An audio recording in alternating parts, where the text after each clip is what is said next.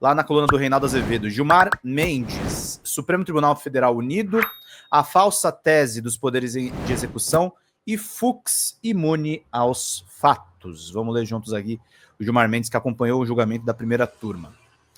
Olha aqui, quando é preciso tocar o é da coisa, podem contar com o Gilmar Mendes, decano do Supremo Tribunal Federal. Nesta segunda, em São Paulo, o ministro afirmou que a corte está unida e lembrou que o ataque às instituições promovido pelo bolsonarismo foi o episódio mais grave nos 40 anos vividos desde a redemocratização. Eu acho que nós estamos unidos e precisamos nos manter unidos diante desses desafios que se colocam.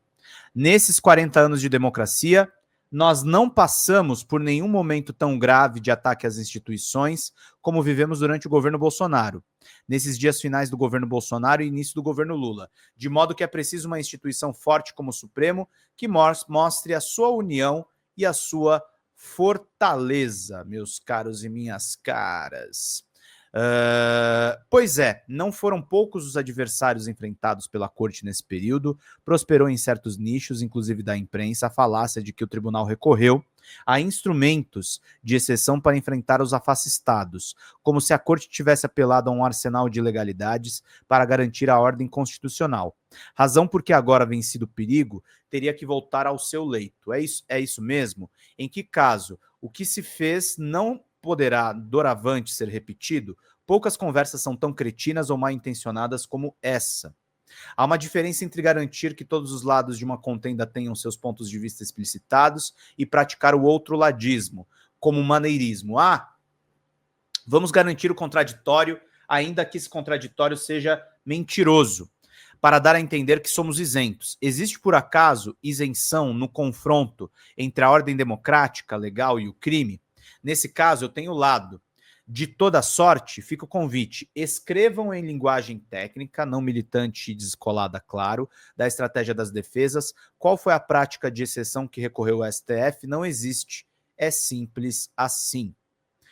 Trump e a intimidação. No momento em que o governo Trump anuncia... deixa eu pegar aqui uma coisa. No momento em que o governo Trump anuncia... Um segundo só, gente. Vamos mandando superchats, turma. Superchats, um membrinho só é o que está faltando, meus queridos e queridas. Vamos fazer bem aqui o nosso trampo para a gente poder seguir fazendo bem aqui o nosso trabalho, queridíssimos e queridíssimas. Bonitos e bonitas, lindos e lindas. Vamos lá.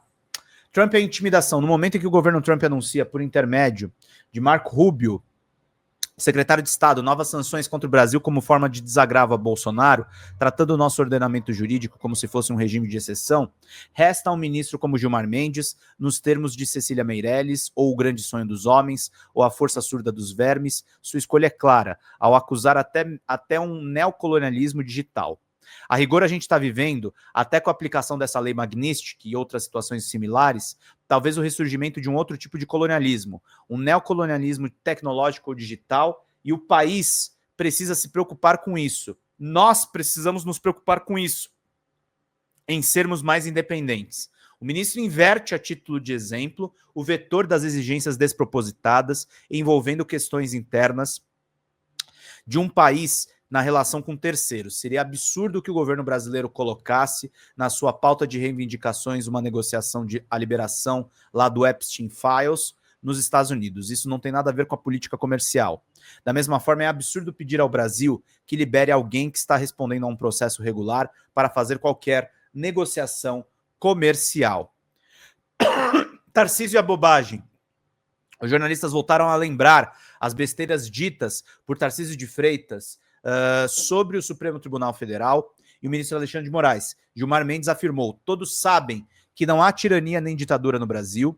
Certamente havia uma proposta de ditadura que nós logramos em desmantelar. Isso precisa ficar anotado. Ninguém assume uma posição tirânica no Supremo Tribunal Federal. Os próprios advogados estiveram na tribuna, advogados de figuras importantes como o presidente Bolsonaro ou Braga Neto reconheceram que havia uma situação golpista. Sim, isso é verdade, eles defenderam, obviamente, seus respectivos clientes, mas admitiram que houve crimes. A julgar pelas falas do governador... Deixa eu ver aqui uma coisa só. A julgar pelas falas do governador e para apelar a uma imagem do próprio ministro, parece que aquele 8 de janeiro de 2019 foi um mero passeio no parque. 8 de janeiro de 2019, Reinaldo, você errou aqui. 8 de janeiro de 2023. O voto de Fux. O ministro comemorou o destampatório de 14 horas, 12 se fosse em tempo corrido, de Luiz Fux. Aquele ministro que votou para condenar apenas Mauro Cid e Braga Neto por tentativa de abolição do Estado de Direito e para absolver os dois dos demais crimes e os outros golpistas de todas as imputações. Acho que, com todas as vênias, como vocês costumam dizer, o voto do ministro Fux está preenche de incoerências, porque, ao meu ver, não houve golpe, não deveria ter havido condenação. Condenar Cid e Braga Neto e deixar todos os demais fora parece uma contradição nos próprios termos. O ministro, no entanto, considerou normal que haja divergência. Teve uma divergência, mas é absolutamente normal nesse contexto. Os votos mostraram coerência do julgamento e eu acho que o Brasil, num momento bastante delicado da vida internacional, da vida mundial e também da nossa vida local, deu um belo exemplo para o mundo de que tentativas de golpe, de atentados contra a democracia, eles precisam ser punidos. Encerro. O ministro expressou a sua divergência em relação ao voto de Fux, lembrando que ele não é o julgador do caso, porque pertence à primeira turma, mas procurou inscrevê-la no âmbito da institucionalidade, compreendo a fala do decano. Eu, que ministro do Supremo não sou, lembro. Fux teve o topete de repetir acusações contra o tribunal, ainda de maneira oblíqua, que são feitas pelo governo Trump, em especial a sugestão absurda de que se viola no país a liberdade de expressão. Mais do que isso, lembrou que ele foi uma das pessoas monitoradas pela BIM paralela e, portanto, houve uma BIM paralela, mas não se deixou contaminar. Muito embora eu tenha sido monitorado, não me deixei contaminar com isso na hora de apreciar as imputações ao réu Alexandre Ramagem. Como é? Não se trata de uma questão pessoal, obviamente. Monitorado por uma estrutura clandestina, era um ministro do STF que eventualmente se chamava Fux. Mas que se registre para encerrar mesmo, esse senhor é um ministro tão singular que não se deixa contaminar nem pelos fatos. Que bom que a corte tem Gilmar, que traduz o grande sonho dos homens. Baita coluna afiada do Reinaldo Azevedo sobre a união da corte e a divergência aí do ministro Luiz Fux a respeito das coisas que rolaram e aquele voto interminável, aquele voto insuportável. O Luiz Fux é realmente uma pessoa que não dá para você gostar muito não, né? Coluna da Daniela Lima no UOL. Supremo Tribunal Federal não crê em freio a Trump nos Estados Unidos e ministros aguardam mais aplicação de lei Magnitsky aqui no Brasil. Magnitsky, não é? Magnitsky, é assim que se fala. É cada vez menor a crença dos integrantes do Supremo em um freio à investida de Trump sobre a mais alta corte do Brasil, vindo dos próprios Estados Unidos. Nas palavras de um integrante do Supremo, está tudo dominado por lá, inclusive o judiciário. Integrantes da primeira turma se preparam para uma nova rodada de aplicações da lei Magnitsky, desta vez sobre outros 3 integrantes, Flávio Dirno, Carmen Lúcia e Cristiano Zanin, do grupo que condenou o ex-presidente Jair Bolsonaro e mais 7 réus pelo planejamento da tentativa de golpe de Estado, que culminou no 8 de janeiro de 2023. Alexandre de Moraes já é alvo da penalidade que estrangula transações financeiras internacionais. Vamos, gente, 137, um membro. Se puderem contribuir mais, a gente ficou devendo muito ontem no Fala Pedro. A gente precisa da ajuda de vocês aqui para continuar fazendo o nosso trabalho de leitura, de decupagem das informações, tá? No Palácio do Planalto, a avaliação é semelhante a auxiliares que tocam a política internacional do presidente Lula.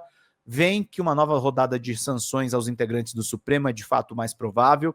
Eles afirmam ainda que, ao publicar um artigo no New York Times no último final de semana, o presidente deixou claro que quer dialogar com Trump, não provocá-lo, como alguns integrantes do mercado financeiro avaliaram.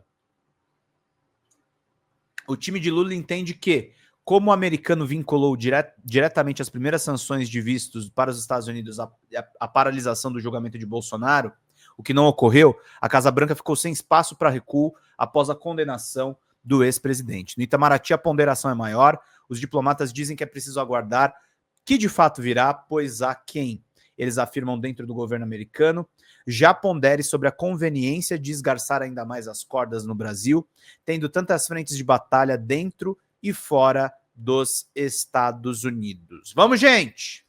Vamos contribuindo aí, turma. Vamos lá fechando as nossas metas, agradecendo muito a presença de vocês.